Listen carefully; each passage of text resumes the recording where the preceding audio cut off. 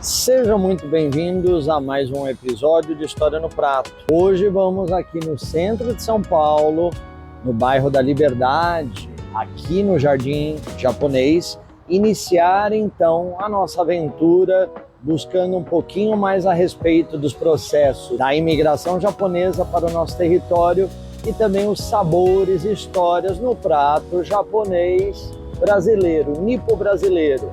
Vem comigo!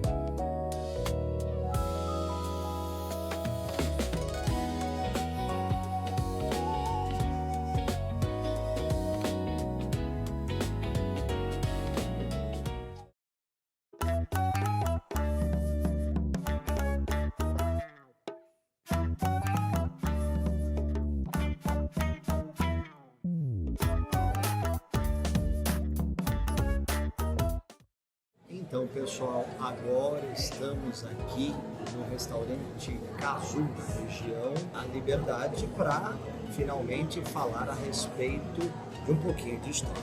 A história da culinária japonesa tem de se pensar um pouquinho a respeito da própria localidade e é escassa de certos recursos. Ou seja, os japoneses então acabam fazendo ali uma grande interação entre montanhas, umidade e mares e rios para desenvolver então a sua própria culinária.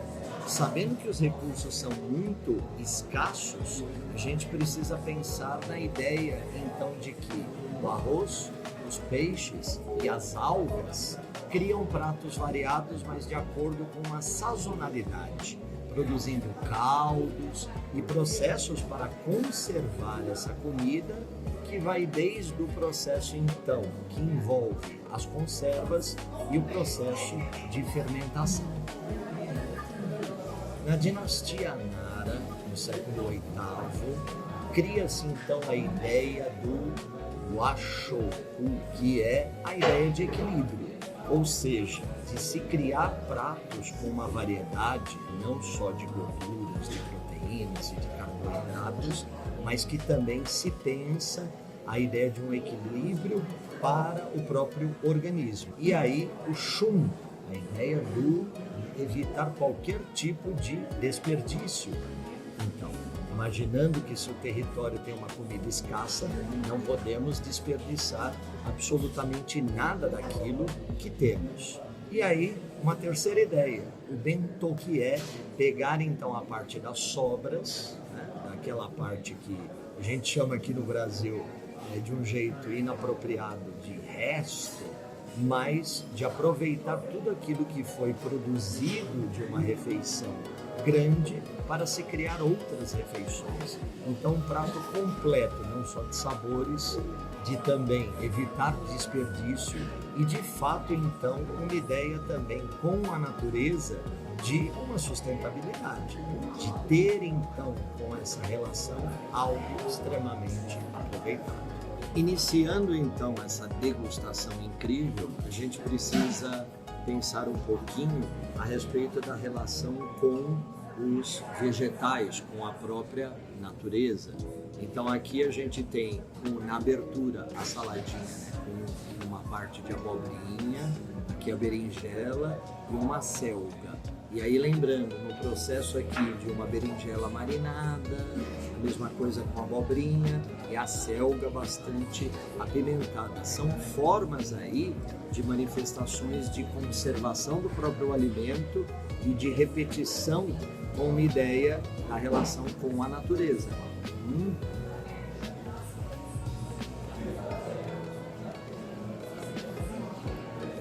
E aí shoyu, vamos ver a selga temperadinha aqui e apimentada. Potente. Voltamos logo mais. No século XIX, em meio ao processo de transformação do próprio Japão, nós temos então um princípio desenvolvido com a ideia de Yoshoku, que é a adaptabilidade. E aí nós temos então aqui um prato que é basicamente aqui um bolinho de polvo e aí maionese, já elementos ali de composição de um empanado que não condiz com a própria cultura, vamos dizer, mais tradicional japonesa, mas nesse processo de uma adaptabilidade, de uma modernização na própria culinária que se faz presente. Então vamos ver.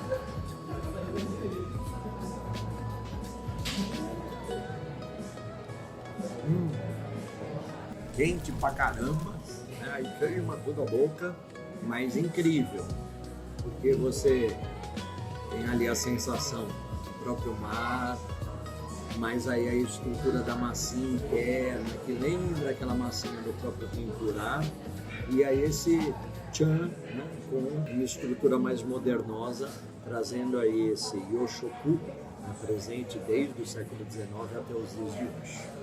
Isso, daqui a pouco outro pratinho. E aí, para o prato principal, nós temos aqui um trio.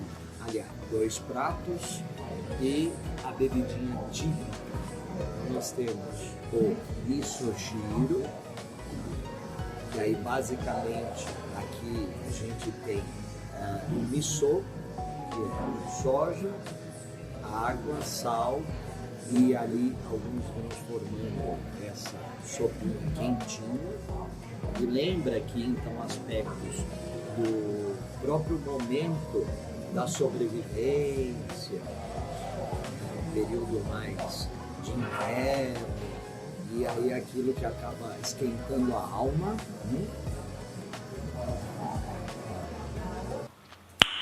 Nice. Pra quem nunca provou, é assim, uma boa, não entrada, mas assim, um refresco ali da entrada e a chegada até o prato principal, que lembra o componente da própria existência da vida.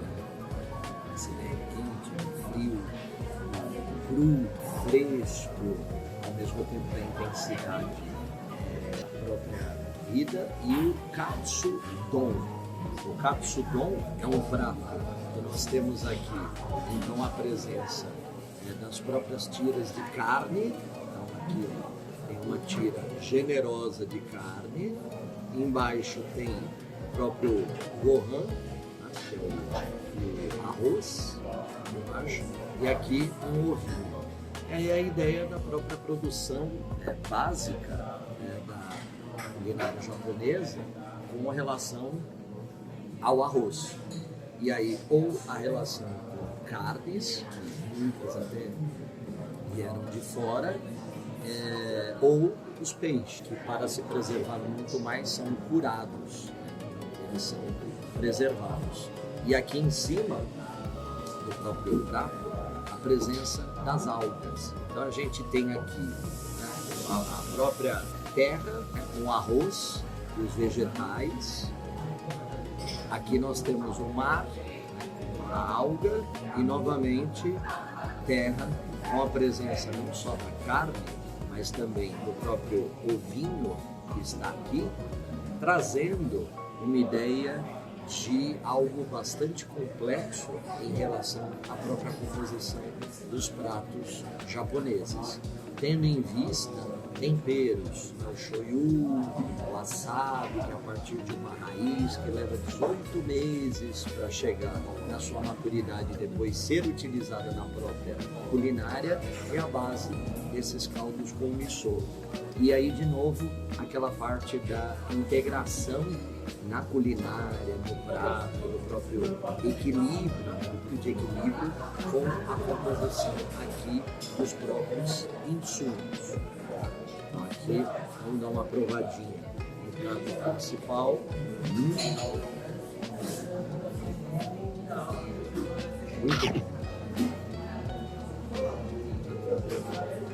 Carninha.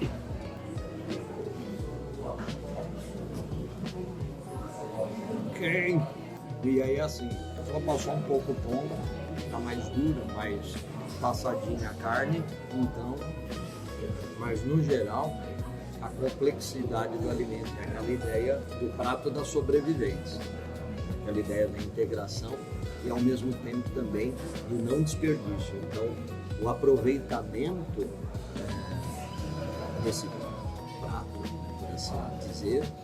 E é isso. E para encerrar e fazer a parte da própria harmonização, o sake, né? O Nihonshu. Então a ideia de uma bebida, tira aqui, de uma bebida. Bota a cachaça! A partir da fermentação e depois o destilado arroz, base, e aí na dinastia Yaoi, século depois de Cristo, o início do processo da composição desta bebida. Somente na dinastia Nara, que a gente já comentou no outro episódio, em que monges e o processo de uma melhoria na produção dessa bebida transformou também aspectos espirituais e até mesmo de remeter isso à ancestralidade. E aí somente no século XI, em meio à dinastia Heian, de que essa bebida, o sake, acabou se popularizando. Então, aí, um brinde a todos vocês. Vou terminar aqui os meus pratos e depois a gente volta para o famoso docinho. É isso, um brinde. Lembrando, de 14 a 16% de álcool, então se beber não dirija e aí não faça outras atividades se não degustar um bom almoço e uma boa janta. É isso, é daqui a pouco. Bom, veredito do próprio prato. Aí lembrando, só um detalhe, porque aí eu não lembro se eu falei de carne, enfim, de vaca, de boi, mas a parte que envolveu o calçomon, porco, e aí até a presença de gengibre, então a composição tripla ali dos próprios temperos, shoyu, a parte mesmo que tinha ali uma base também de wasabi e o gengibre. Então um prato muito complexo, muito rico em sabor, o misoshiro, as entradas, e aí aqui no restaurante especificamente, só no período da noite é que tem as sobremesas. Então eu vou vendo a parte de cima, e, como se fosse o café, para ver se temos então as duas categorias ali de docinhos, né? Aqueles mais tradicionais japoneses e aqueles que acabaram trazendo ali uma própria influência externa, criando duas categorias, o chamado wagashi, o doce japonês específico, e o yogashi, aquele que vem de fora. Mas aí a gente vê daqui a pouquinho. Fica aí. Agora, para concluir então esse episódio, já que lá no restaurante não havia, nem na parte de cima, na cafeteria, eram doces mais nada a ver com cultura japonesa, né? Wagashi. Então temos aqui um dorayaki, né? Basicamente aqui uma massinha a partir do leite, do ovo, né? Do próprio açúcar, e um feijão, né? Específico, criando uma experiência incrível aqui na estação do metrô Japão Liberdade, e com isso a gente encerra mais um episódio. Espero que vocês tenham curtido, compartilhem, deem um like, façam a inscrição e não percam o próximo episódio. É isso, galera. Fui, fica aí com o docinho. Até a próxima.